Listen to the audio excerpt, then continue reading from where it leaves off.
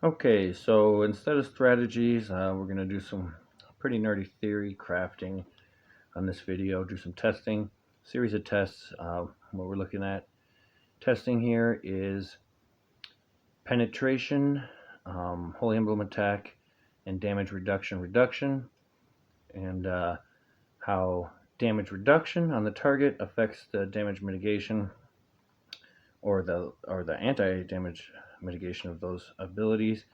What we'll be testing in particular is the white's damage, where we're going to be looking at her actual damage, which is sometimes referred to as yellow damage because the text is yellow on the stat screen, as opposed to the total damage, which some people call white damage, which in this case actually is white damage, so we'll go with total and actual. So real quick, I'll explain the setup.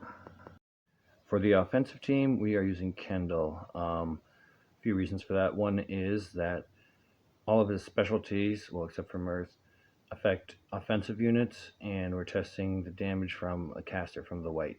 So they won't have an effect. We're not casting Mirth, so that won't have an effect either. The other reason is this spell right here does damage reduction, which allows us to test whether or not it stacks.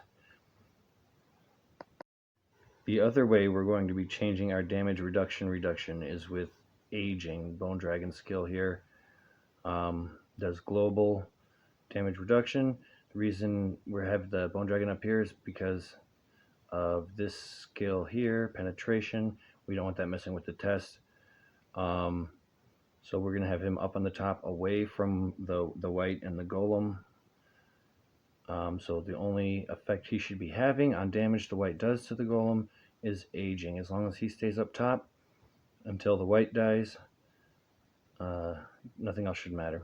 And then we can adjust that with Everlasting Secret, the emblem. We can raise it 2 levels, which comes out to be 1% DRR.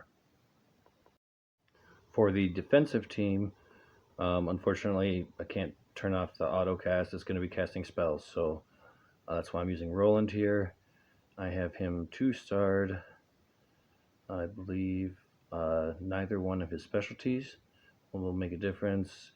High morale, and then boosting castle units. The Bone Dragon, the white, and the golem obviously aren't castle units.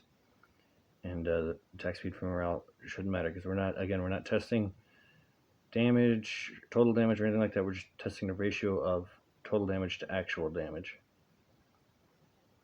The reason we're using the golem here is because this skill here I didn't have all the way leveled up. It was at 13. I did some preliminary testing. Well, actually, it was at 12. But in the unit screen, here, I'll edit this in, but in the unit screen, it shows unit defense percentage, which is the same thing as damage reduction. But in order to be sure of that, I had to raise it 1 level. They each changed 1%. It's just another terrible translation. So I'm going to be able to raise this damage reduction by 1% by leveling that skill up to the last level to 15. It'll raise his hit points 2, but because we're just testing damage mitigation rather than total damage or damage per second or anything like that, hit points shouldn't matter. The golem's going to be alive through the entire thing. Now, as far as how I'm going to change penetration, do that with Path of Assassin emblems. The foresight obviously gives penetration. Unfortunately, well, not unfortunately, kind of by design, because they're offensive emblems, but I don't have 4 of them that have Holy Emblem Defense and HP amplification, so I'm going to have to bring some attack amplification. But the main thing is no Holy Emblem attack, because that does have an effect on damage mitigation. I'm not sure exactly what effect, but based on what testing I have done, real quick, it does have an effect. So make sure we don't have Holy Attack. Well, we're getting 20 Holy Emblem Attack from the 2-set bonus, but we're always going to have at least 2 of them on, so that'll be static, and that won't change the test results. When I want to raise Holy Emblem Attack, what I'll do is I'll just swap out another level 3 cast, Path of Assassin. That'll boost up my mastery and give me 15 Holy Attack. And when I want to remove the penetration, I'll just take one of these emblems off. And that'll change my total damage per second, that sort of thing. But it won't change penetration, won't change holy emblem attack. Or excuse me, it will change penetration. And that's the point if we want to change it. For the bone dragon, again, I avoided using any holy emblem attack, although we're not testing his attack, and I don't think it has a global effect. But so what we'll do is, if I want to lower his damage reduction from his aging, which is global and will be affecting the golem, I can pop one of those off. It'll drop the skill down to level 15 from level 17. That drops the damage reduction off it by 1%.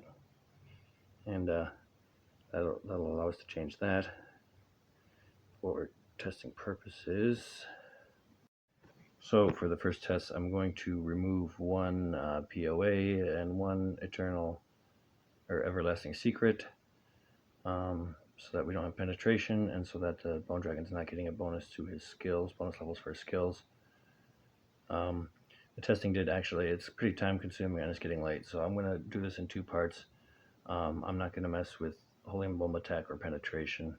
I haven't done those tests yet, and it's taken pretty long to do all this, and I have a bunch of the guys from Bastion Guild and on NA13. Their moms are here, and I gotta test some bone D penetration on them yet.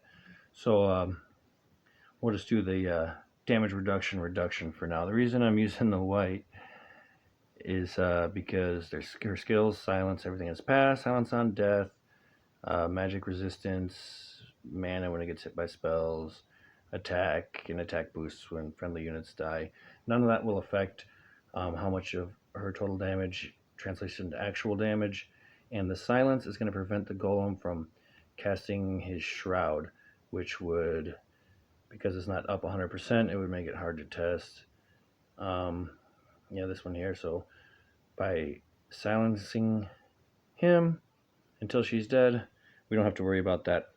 Now I will change some units and move them around just to make sure that it's not RNG seed that's changing my results. However, I do have to have the golem in the front lane and the white in the third, otherwise she won't silence in time and he will cast his shroud. Fuck the whole test up. The reason for the other units, the chargers and the giant, I'm going to use them to kill the white, because if I don't do that quick enough, the bone dragon's going to kill the mummy, he's going to come down, target the golem, and then he's going to be casting fear, he's going to do the penetration, and it'll just mess the test up.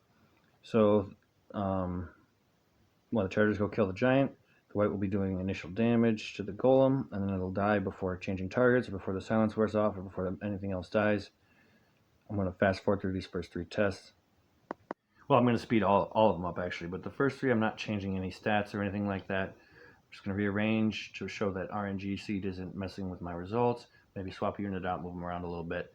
And that will change the total damage actually. That's good, because if the total damage is changing, but the ratio of total to actual does not change, then that shows that we're not having any changes in damage reduction, penetration, damage reduction of the target, so on and so forth. So the first one here, 39.162% of the white's total damage got through all the defenses and was applied as actual damage. So now I'm sure that I'm going to go through the knight's skills here to make sure none of them are going to mess with the test.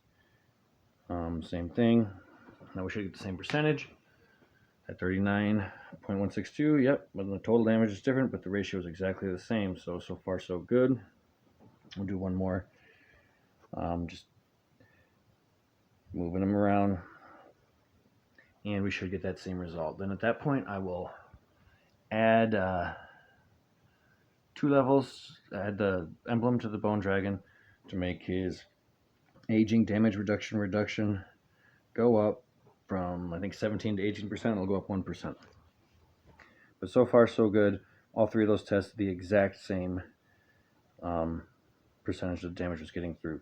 So now pop that everlasting in, and it's only 1% damage reduction. It's not going to cause a huge shift in damage, but it should raise it a little bit, just showing that so far test is working the way intended, and that aging is having an effect on how much of the white's total damage just translates to actual damage. So let's see here. It wasn't much less than 0.5%, but it did go up to 39.516. Now I'm going to take that everlasting emblem back off, which should bring the ratio back down to 39.162, I believe it was. But I'm going to cast Kendall's spell, which is 20 plus 2.8% damage reduction. As soon as the cooldown's up, I'll be spamming it. And that's a lot more than 1%, so it should have a big impact. And as we can see here, almost 40, just a hair under 45% of the white's damage is getting through now, which is quite significant.